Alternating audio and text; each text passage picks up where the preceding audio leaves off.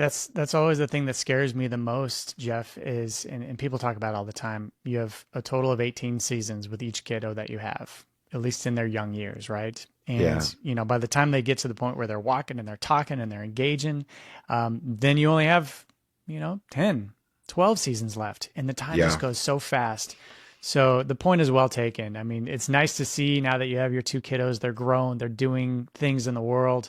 You've succeeded in that and enjoying the time that we have and not wishing that away. That's something I remind myself of every day. Nine 36 is the number of weeks you have. As you mentioned, 18 seasons. It's about 936 weeks that you spend with your kids over their life from 1 to 18, right? From birth to 18. What's even more scary is that you only have 52 weeks left with them for the rest of your life, Yeah. right? And so I think if we get lost in the day to day, then the demands of parenting on the day to day are really challenging, but you don't really realize how special and concentrated this time is because, once they're graduated and out of school, I see my kids face to face, what, 3 or 4 times a year, and we're very intentional about that. And so, this is one of those things that what you sow, you will reap. In fact, one of the things my wife always does is make sure to remind me to call my mom. And one of the reasons why that's important for her, for me to call my mom, is because what I sow into my mom, she's believing my son will sow into her, right? And so this kind of thing, this season of training and shaping is really a wonderful thing. And I just want to tell you, I want to tell the dads who are listening, you can do this. Like you've really been made for this. To be the dad you're supposed to be, the raw material is already inside of you. And we just have got to find some tools and some systems that can help us mine that so that we can accomplish this amazing opportunity that we have in the shaping and the formation of people who will be a benefit to society and make a difference in the world.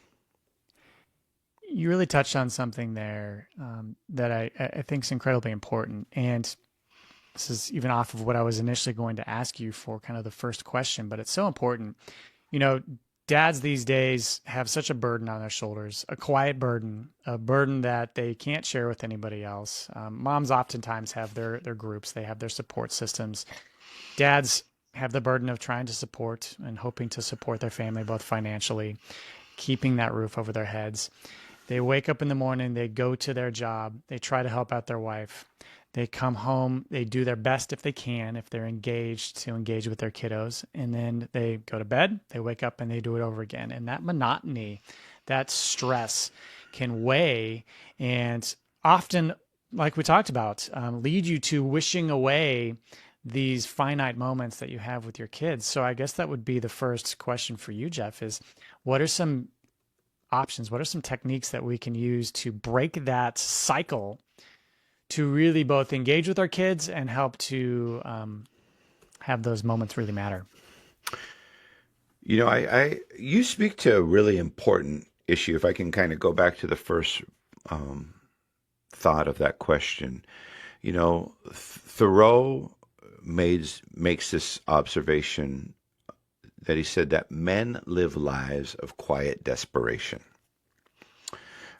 With the way that you're nodding, our listeners can't see that, but it often resonates. Not only is it something, a quote that we may have heard, but for every man, when he hears that, there is that resonance in his own soul.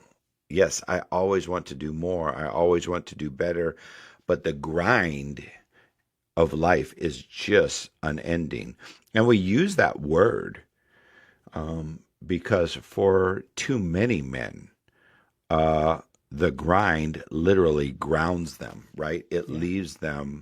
It leaves them uh, unwhole and kind of broken at times, or unfulfilled, or unsatisfied, wanting more from life.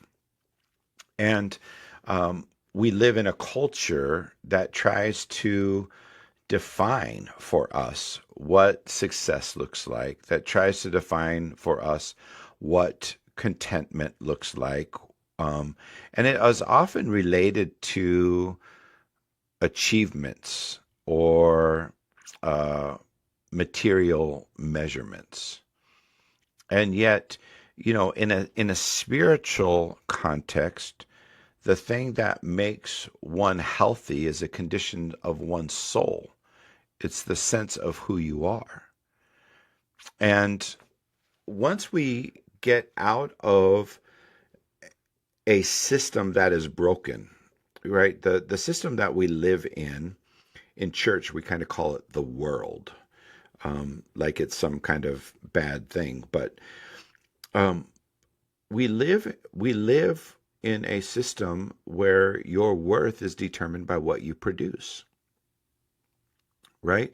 Even our paychecks are a measurement of this, and it's really difficult for men because men, the primal need of a man is to be respected or to be acknowledged, right? To be affirmed. And so our paychecks are point of affirmation. And if we don't find fulfillment in our work, and I don't know about you, but I mean, I remember when our kids were this age, I was not coming home to a lot of like, "Hi, honey, how was your day? Oh, thank you for going out there and slaying the dragons today." As soon as I was coming home, it was like, "Hey, we got one going to little league practice. We got another one going to dance practice. What are we going to have for dinner? What are we going to, and she's coming in, so many families today are even dual income, Yeah. dual work families, which adds a whole nother layer on top of this. And it just feels like I never can get ahead. And when we understand as a man that the things we do are not trying to earn love or prove our worth, but we do those things from a place of understanding our own value and significance. Like when you really think that God respects you enough to have entrusted lives to you, like we don't think, like, think about the first time you're going to let your kid go on a sleepover to his friend's house. Think about the first time you're going to let them drive somebody in their car. You're going to want to know all the details about that family. You're going to want to know all the details of their friend. Where are you going? What time are you going to be home? All the events that are going to take place. And God just says, you know what? No, here's three. In your case, here's four, right? Your wife and your two sons and your little girl.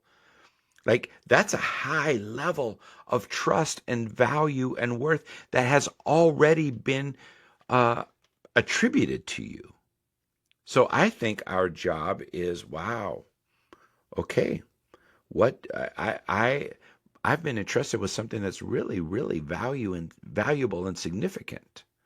So how can I approach this intentionally?